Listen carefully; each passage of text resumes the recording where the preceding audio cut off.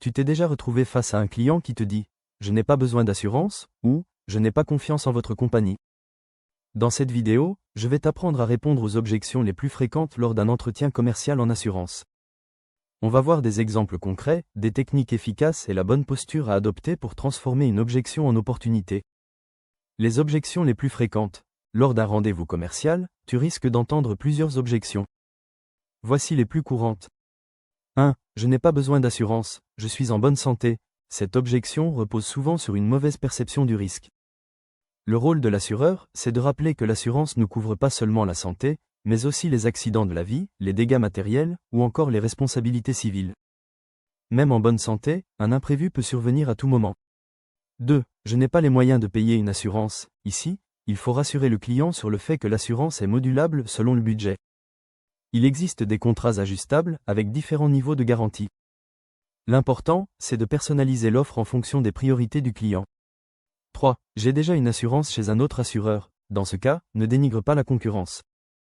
Présente plutôt les avantages spécifiques de ton offre, de meilleures garanties, un tarif compétitif, un service client plus réactif, des options utiles.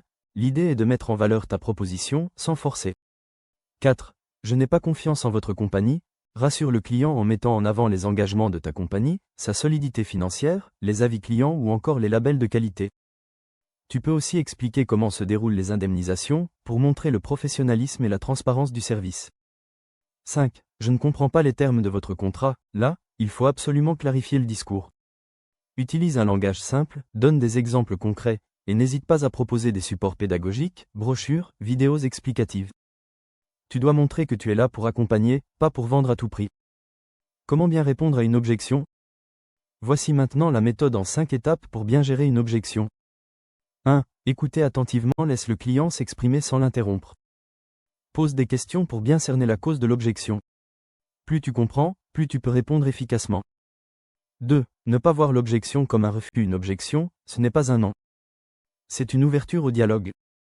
Le client te donne l'occasion de le rassurer, de le convaincre et de créer du lien. 3. Valider l'objection montre que tu comprends son point de vue. Dire par exemple, « Je comprends tout à fait votre inquiétude » permet de créer un climat de confiance. 4. Répondre avec des arguments concrets. Appuie-toi sur des chiffres, des exemples réels, ou des comparaisons simples pour montrer en quoi ta solution répond aux besoins du client. 5. Demander la permission de continuer. Une fois que tu as répondu à l'objection, relance le dialogue. Est-ce que je peux vous montrer ce que cela donnerait avec une formule adaptée à votre budget? Cela permet de garder la main, tout en respectant le rythme du client. Pour résumer, les objections ne sont pas des blocages, mais des opportunités. Il faut écouter, comprendre, rassurer et argumenter avec clarté. Un bon conseiller ne force pas, il accompagne le client dans sa décision. Tu veux maîtriser l'entretien commercial pour réussir ton BTS Assurance? Télécharge gratuitement mon e-book de révision complet avec fiches, quiz et cas pratiques. Abonne-toi à la chaîne pour ne rien rater, et dis-moi en commentaire, quelle objection t'a déjà mis en difficulté en rendez-vous? Je te répondrai avec une solution concrète.